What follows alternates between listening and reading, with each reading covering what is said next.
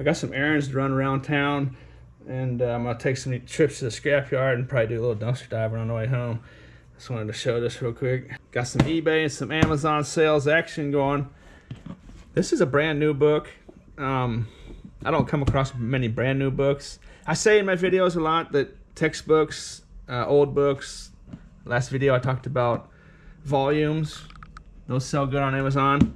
I never really mentioned new books, of course, that sell well on Amazon. I just personally don't find that many new books. This happened to come out of a case, a sealed case of 20 of these books. I profit about $5 each when all said and done on each one of those. You up here again? How come every time I make a video you come up here? Huh? Huh? What? Of course, 3 boxes of fishing lures sold on eBay. This was one of those medical books I found in that dumpster, $500 dumpster dive score I made when I was reviewing this GoPro 7. It's the second one of those medical books I sold. These are now, the lowest price for this now on Amazon is $100. I sold mine for $30. Some other ones sold, I think, but I priced them to sell. I don't think the gap was that big when I originally listed it, but for one reason or other, these have sold lately. And I've just been slowly selling these off for about the last year and a half or so. I've got maybe 5 or 6 left of those.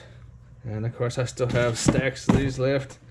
The good thing about those medical books that I found, they were all in like new condition for the most part. So I listed them all for like new or very good. This was kind of a neat one. It's a volume of 18 of these little, it's not really a book, but it's human anatomy deals. All these are different little deals. I suppose this would sit like on a doctor's shelf or something, or maybe a medical student's study guide or something. But it looks like something that would sit in an office, a doctor's office, where he could just go in here and grab this real quick, all these different deals, and reference them maybe. I don't know exactly what I'm looking at here, but they're really nice.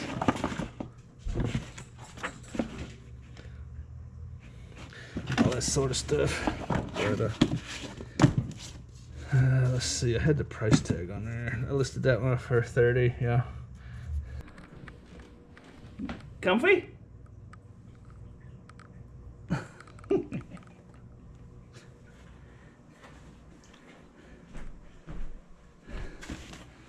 Set to roll now. Total load of garbage. Let's see, estimated prices, 30 bucks, 30, 60, 85, 105, 115 selling price. Take out selling fees. This load of scrap is gonna be, it's just cheap stuff. Might be 5 to 10 bucks in there. I had someone on my last video say that I shouldn't call this stuff trash when I sell it on Amazon and eBay, because of the people that buy it don't think it's trash. But I mean, every bit of this literally is garbage. Not anymore, it's not now that I got a hold of it. But definitely that's what this stuff all is, or was, I should say.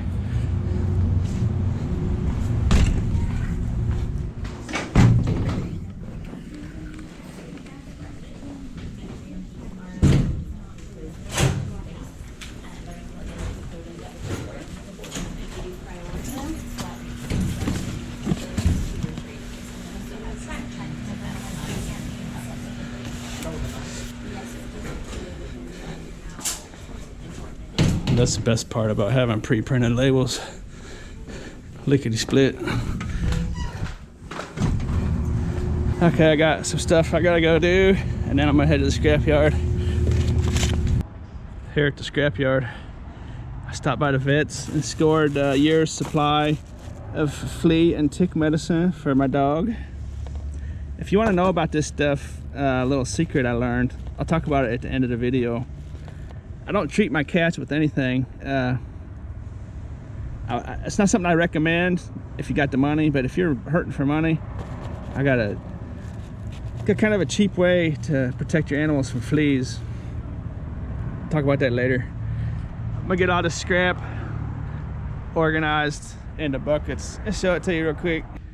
Got it all organized here. This is gonna go as aluminum breakage. This is my clean aluminum. There's like a heat sink out of a computer. Got some aluminum cans, some car parts down in there. I don't have enough cans to make a pound, so I just threw them in there when it's like that. Got some clean stainless steel. That kitchen faucet was just a stainless. Usually those will be brass. Some dirty stainless, heating elements, and some real cheap plumbing. Actually, that came off that stainless steel faucet. Some clean brass, some number 2 insulated. They might give me a lower grade for that because there's a vacuum cleaner. They just kind of do whatever they want. Different people do different things on different days. It doesn't really matter. It's not that much. Over here's my tin shed. A microwave will go as tin shed. Actually, this place requires me to take out the magnetron, so I'm going to do that.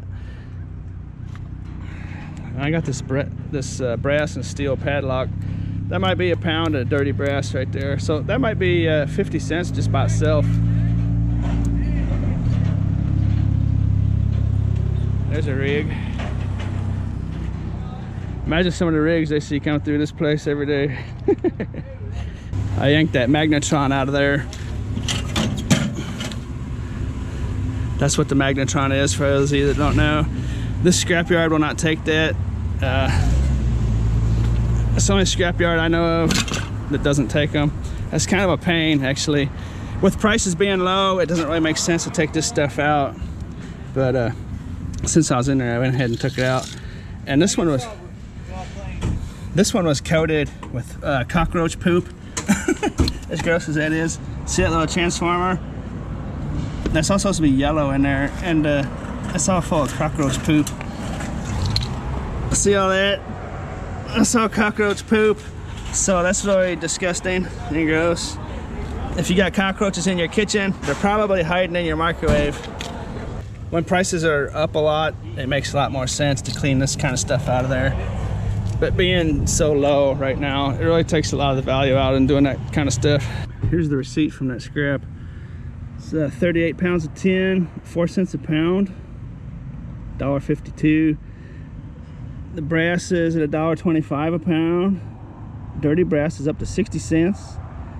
Aluminum breakage is still at 7 cents. Electric motors are still at 7 cents. Stainless breakage is at 10 cents. Stainless steel is at 25. Clean aluminum still at 30 cents a pound. And number 2 copper insulated wire is at 45 cents a pound. So not a lot of change. Still down in the dumps.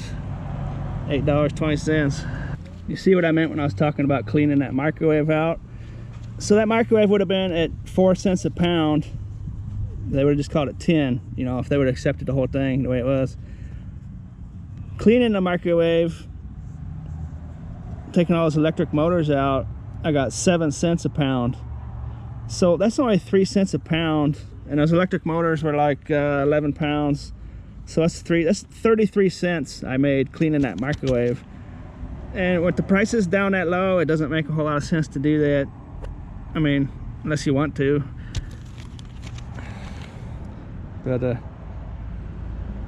it's probably more efficient just cutting the main cord off and just scrapping the microwave as is. But I mean, if you got time to do that kind of stuff, I mean, and you enjoy it, I'm not telling people what to do. I know some people get offended a little bit. I'm just trying to give out some information for y'all's toolboxes, your mental toolboxes, not your toolboxes. Got another load here. Some of you may remember this propane tank from a while back. I'm gonna see if I can get rid of that. They might buy it. Hopefully they'll take it off my hands for free. Got some decent stuff down in there. Show it to you at the scrapyard. There's a second load. Got some junk wire. Hey, look at that. Those lights came on. It doesn't even have any batteries in it. How's that possible? What's going on there?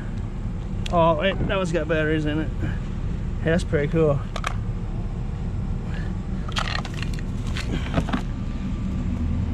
It's just gonna be junk wire on that one. Christmas lights, they're about the same thing as junk wire. More tin shred, more aluminum. Some nice chunks in there. Same deal with the few cans. Nice amount of short steel. That's gonna weigh up pretty good. Got some breakage tidbits in here. A little dirty brass, dirty aluminum, dirty stainless. Piece of clean stainless I'll just throw in there. We already talked about that guy. Little lead battery. I gotta take that up the street to the other shop. They don't take lead here. A little copper that's not gonna weigh. Piece of brass that's not gonna weigh. Just gonna do it. Let's see how much this one's worth.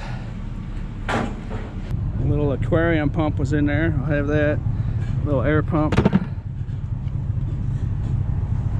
That short steel was 52 pounds. 8 cents a pound. Christmas lights, they're 5 cents a pound. And all the rest of that stuff was in the last load as well. $9.15.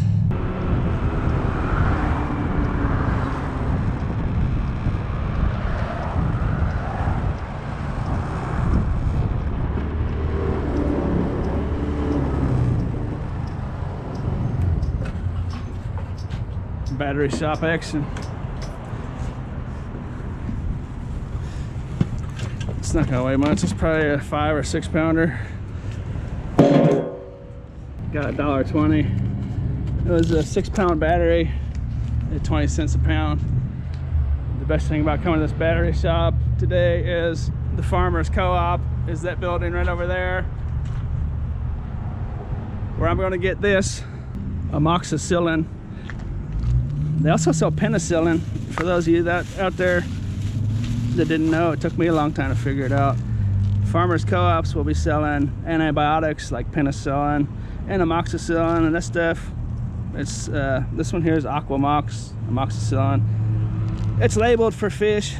I got 200 capsules of 250 milligrams each for it was 36 plus tax.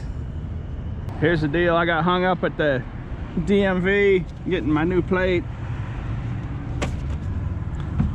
So now I'm running short on time. Racing the sunset, and my battery's only got 10% charge. So what I'm gonna do is do a real-time route for the rest of the battery I have through this giant apartment complex and see if we can get through it or not.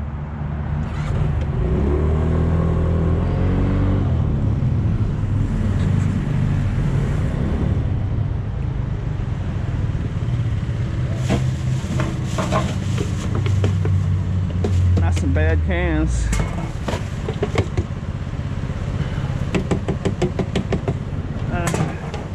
I don't want to waste my battery on this cheap stuff. Take a couple of those.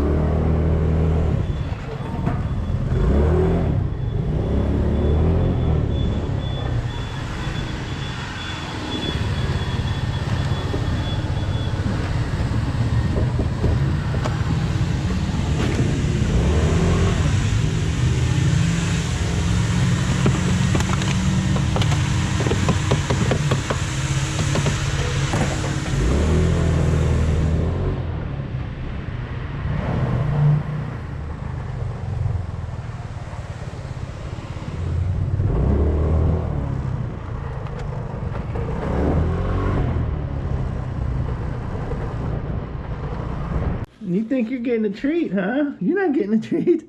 Hey, my battery died there. I apologize for that. I'll get a good diving video out here for you pretty soon. I said I would talk about this at the end of the video. This is a flea and tick medicine for dogs. It's really good. It lasts for 3 months for one dose. It's 60 bucks, unfortunately. It's kind of expensive. It's not a treat. It's not a treat. No, here, look. Chew on this. Chew on that. That's good. You were chewing on it. You were just chewing on it. There. You think it's a treat? It's not a treat, stupid. Yeah.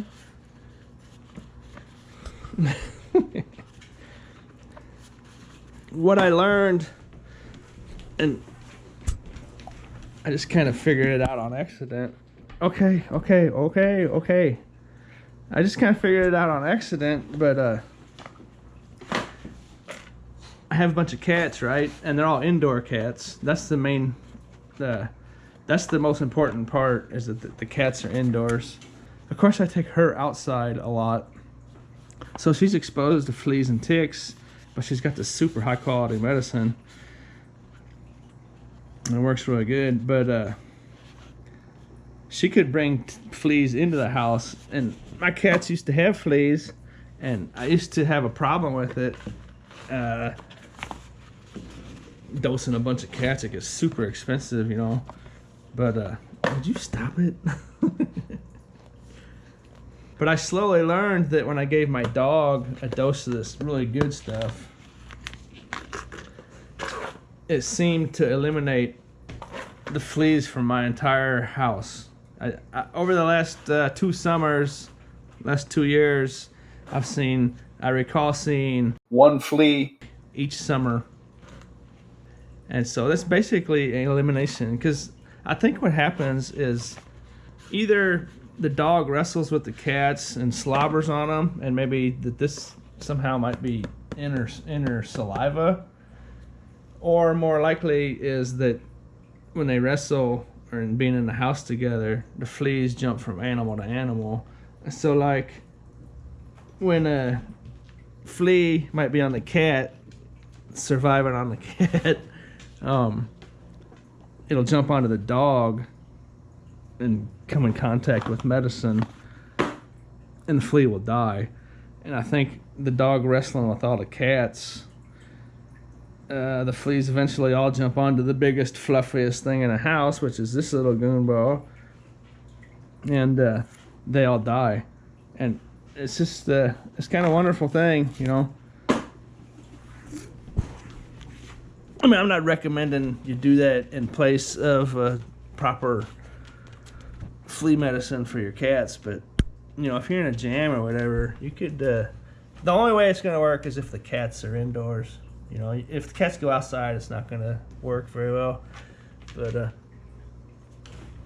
works good. Does it work good? It works good. Kitty approved. Fish tank's looking better, what do you think?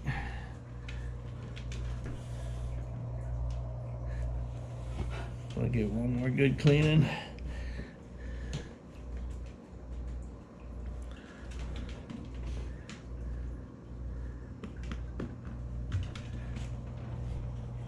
Ouch.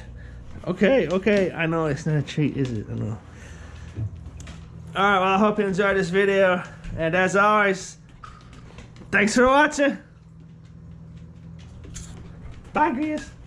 Say goodbye, Grizz. Say goodbye, Grizz.